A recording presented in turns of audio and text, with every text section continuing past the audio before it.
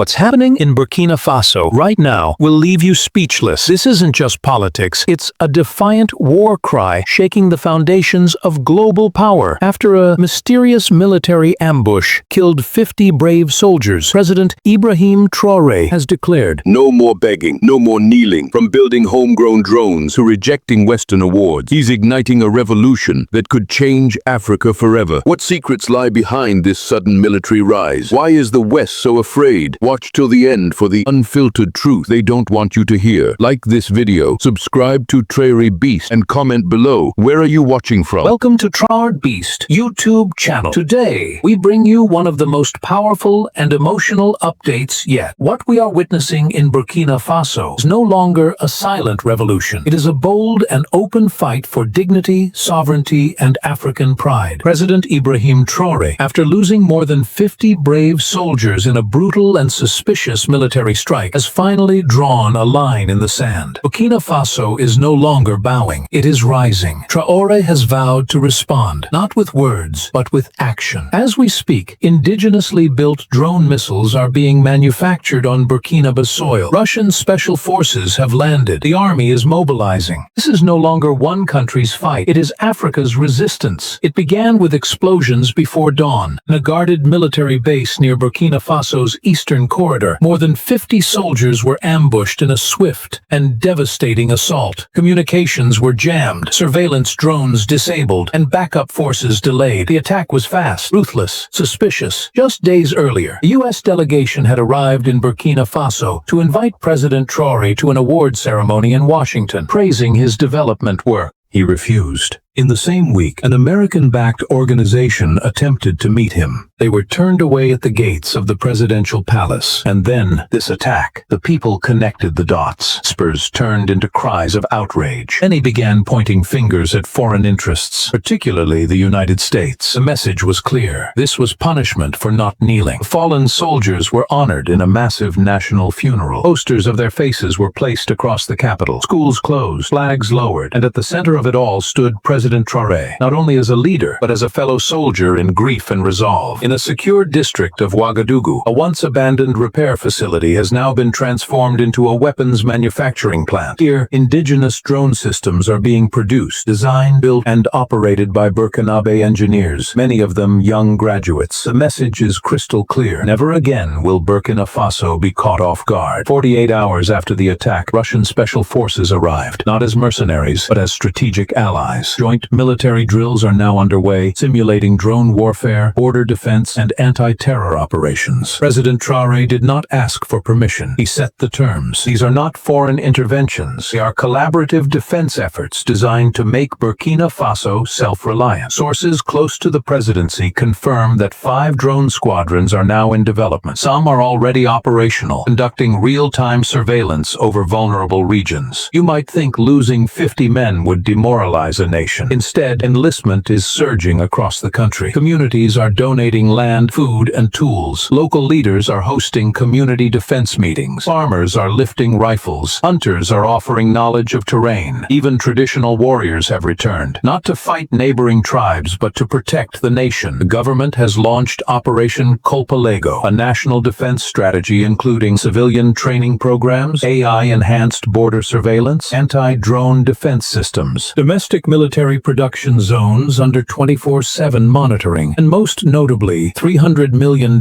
previously earmarked for international aid has been redirected into military innovation. This is not just a military response, it's a cultural awakening. Musicians are turning the cries of widows and orphans into powerful anthems. Artists are painting fallen heroes on murals across city walls. Children in schools are planting freedom trees, one for each of the 50 soldiers who died. A national day of prayer united traditional priests, Muslim clerics, and Christian pastors. This is no longer just a fight for territory. It is a fight for the soul of a nation. Burkina Faso is now part of a strategic Sahelian security bloc alongside Mali and Niger. Military coordination, intelligence sharing, and synchronized troop rotations are underway. Together, they call themselves the Wall of Resistance. In a private session with top generals and Russian counterparts, President Traore unveiled what insiders are calling the African Doctrine of Retaliation, a revolutionary defense strategy blending advanced drone tech, traditional guerrilla warfare, cyber capabilities, civic militarization, economic and diplomatic disruption. In this doctrine, every citizen is a soldier, in mindset, in vigilance, in sacrifice. The West is watching, and it's nervous. Washington think tanks are scrambling. Western media has shifted its tone, labeling Traore as radical and defiant. Editorials now paint Burkina Faso as a risk, ignoring the deeper truth. Traore is not aligning with Russia. He's aligning with his people. Meanwhile, covert diplomatic pressure is rising. NATO-aligned ambassadors are quietly offering